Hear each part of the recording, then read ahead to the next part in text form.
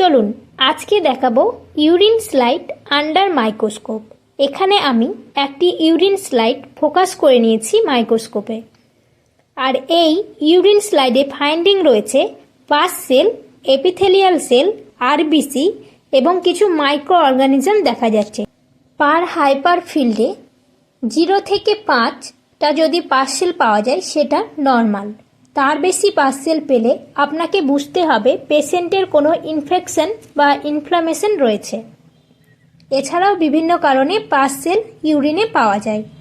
সাইডে আমি একটা ছবি দিয়ে দিচ্ছি, আপনারা মিলিয়ে নিতে পারবেন এই ফিল্ডের মধ্যে কতগুলো পাস সেল রয়েছে।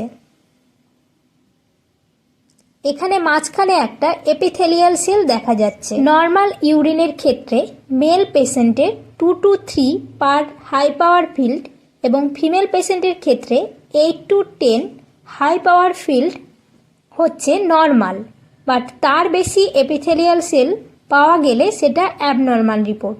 তো এখানে এই রিপোর্টে কিন্তু নর্মাল ছিল। এটা একটা ফিমেল পেশেন্টের স্লাইড এবং এখানে দেখো পার ফিল্ড একটাই এপিথেলিয়াল সেল দেখা যাচ্ছে। এখানে সাইডে আমি এপিথেলিয়াল সেলের ফটো দিয়ে দিচ্ছি, সেক্ষেত্রে ম্যাচিং করতে সুবিধা হবে। এখানে জুম করেও দেখিয়ে দিচ্ছি। তো এখানে এপিথেলিয়াল সেল একটা রয়েছে ইউরিন স্লাইডে। তারপর দেখে নেব এখানে কিছু কিন্তু মাইক্রো অর্গানিজম দেখা যাচ্ছে। তো এগুলো ব্যাকটেরিয়াও হতে পারে, পেশেন্টের ইউটিআই হওয়ার সম্ভাবনা রয়েছে। আমি এখানে সাইডে একটা ফটো দিয়ে দিলাম, আপনারা কিন্তু মিলিয়ে নিতে পারবেন।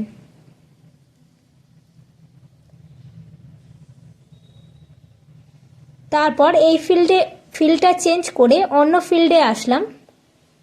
এখানেও দেখুন অনেকগুলো কিন্তু পাস সেল পাওয়া যাচ্ছে।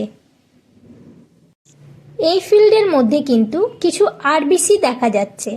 তো পাশে আমি একটা ছবি দিয়ে দিলাম, আপনারা মিলিয়ে নিতে পারবেন।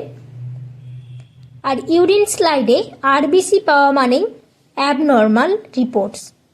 তো আপনাদের সাথে একটা ইউরিন রিপোর্ট ফাইন্ডিংস দেখিয়ে দিলাম যেটা কিনা অ্যাবনর্মাল।